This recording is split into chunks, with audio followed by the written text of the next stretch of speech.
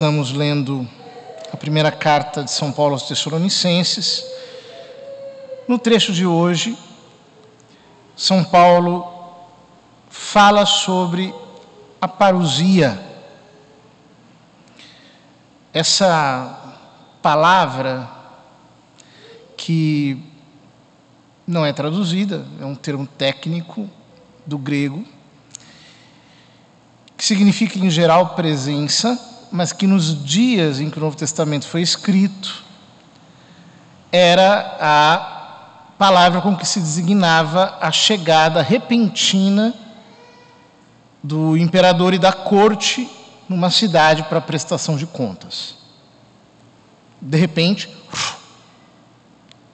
chegava o imperador, um legado com toda a corte, soldados, exército, para a prestação de contas.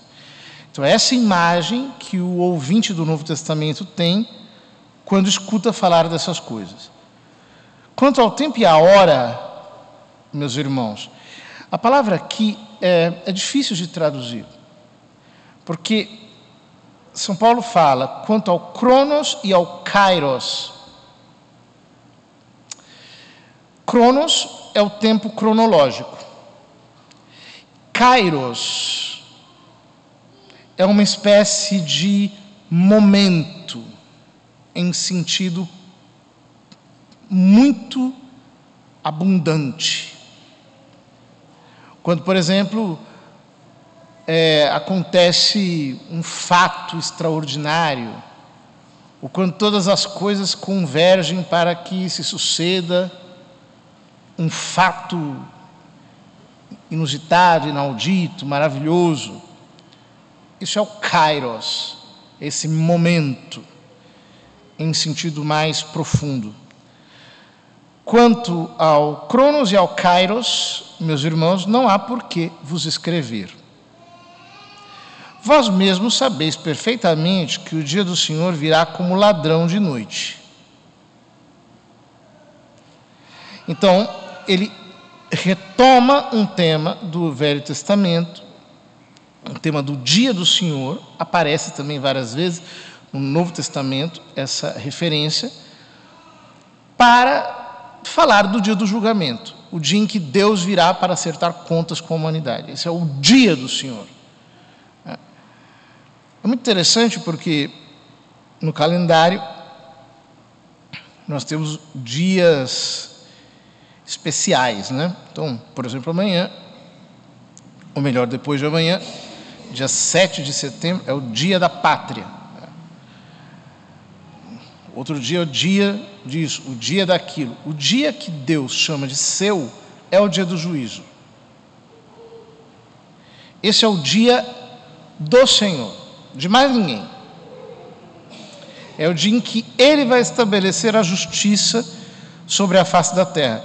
E São Paulo diz que o dia do Senhor virá como um ladrão de noite. Repentinamente, improvisamente, sem que ninguém possa se preparar para isso, ele vai chegar e pronto. E ele explica melhor isso. Quando as pessoas disserem paz e segurança, então, de repente, sobrevirá a destruição, como as dores de parto sobre a mulher grávida. Muito interessante isso. Primeiro, ele contrasta duas realidades. Quando os homens disserem paz e segurança, chegamos a uma era de paz, onde não existem mais guerras. Chegamos a um momento em que já não temos mais nenhum tipo de perigo, porque estão todos tão controlados, tão domesticados, estão todos tão postos debaixo da lei, que já não haverá mais nenhum tipo de perigo. Quando os homens disserem paz e segurança, de repente sobrevirá a destruição. como as dores de parto sobre a mulher grávida. As dores de parto são um tema que retornará nas próprias cartas de São Paulo, mas que, de alguma maneira, São Paulo recebe de primeiríssima mão da tradição direta de Jesus. O que eu quero dizer com isso? Por exemplo, no Evangelho de São Mateus, Jesus fala que depois que determinadas coisas acontecerem, guerras, terremotos, não sei o quê, então ele diz: não vos inquieteis, pois isso é o princípio das dores. Que dores? Ele está falando de dores de parto. E depois, na carta aos Gálatas, o próprio São Paulo vai dizer que toda a criação está gemendo como que em dores de parto, aguardando a manifestação dos filhos de Deus.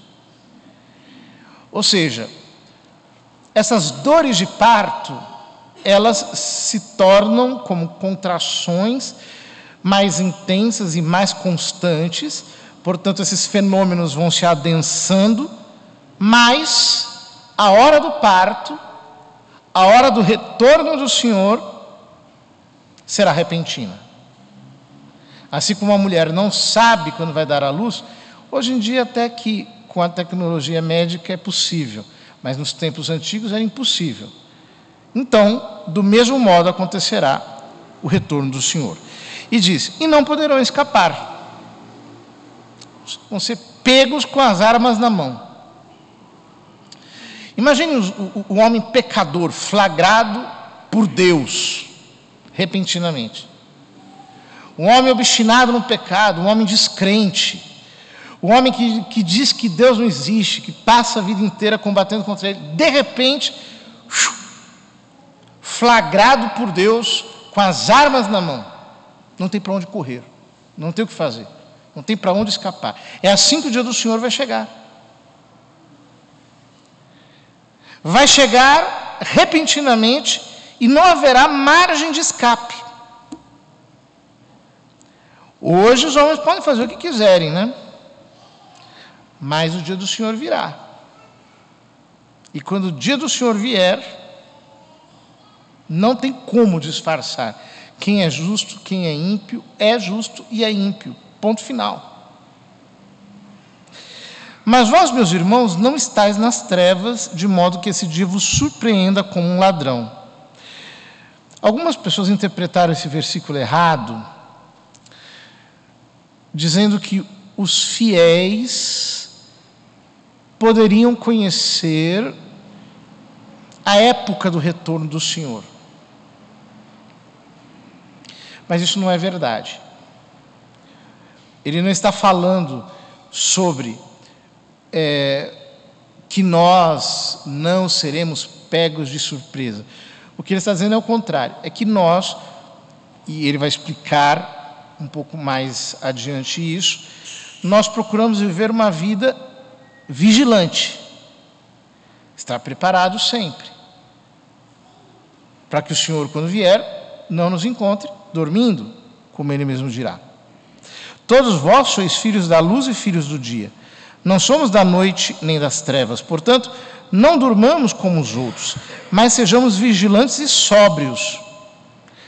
Há dois versículos aqui que, não sei por que, pularam na redação da liturgia, mas são muito importantes. Porque São Paulo diz: vocês têm que estar com o escudo da fé, com a couraça da caridade e com o capacete da esperança. Ou seja, vocês têm que estar vestidos com as 3 virtudes teologais. Pela fé, a esperança e a caridade, o amor sobrenatural, vocês devem estar tão impregnados da vida divina, vocês devem estar tão tomados pela vida espiritual, pelo amor divino, que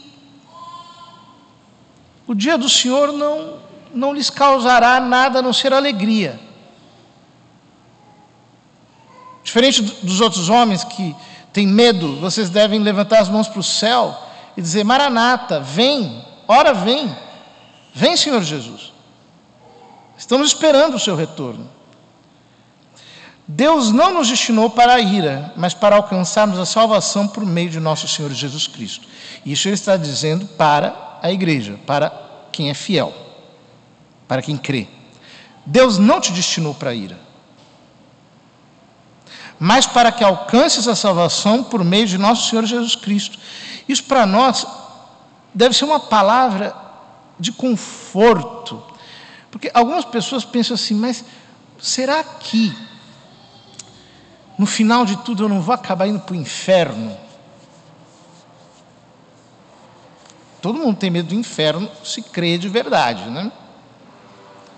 Não queremos ir para o inferno. Porém, o primeiro sinal de que nós pertencemos a Cristo é a fé. Se a fé sobrenatural está no nosso coração, nós temos a marca.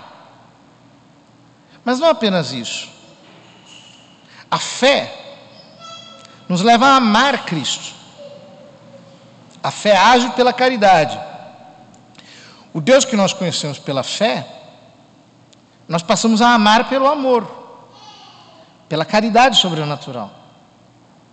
E é muito interessante que São Paulo, neste versículo aqui omitido, coloque a esperança por último.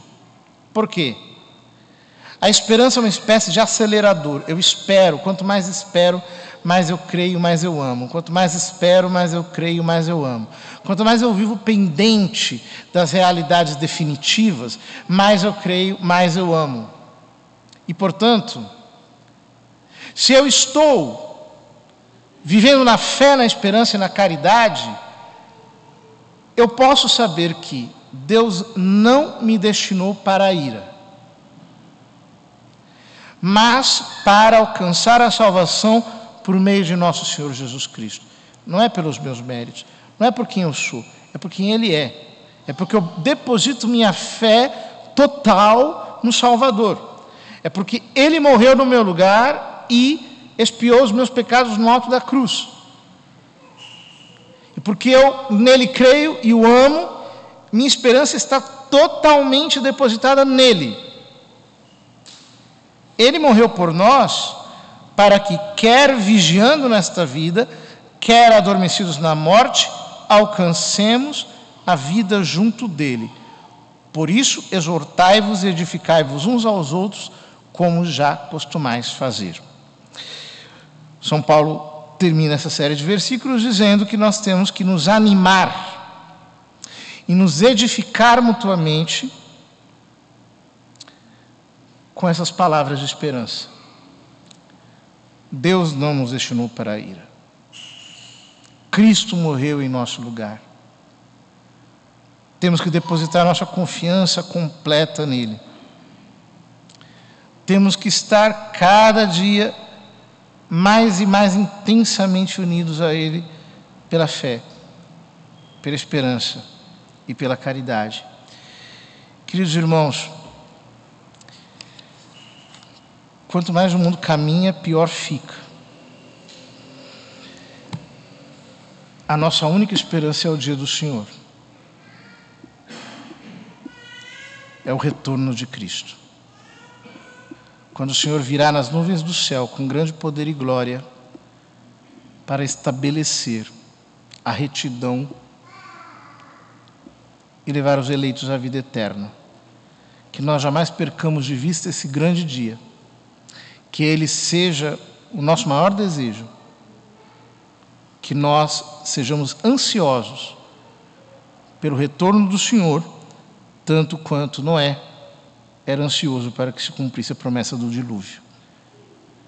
Que o Senhor possa cada vez mais aquecer os nossos corações com uma viva esperança e assim a nossa vida esteja totalmente orientada para este grande e glorioso dia.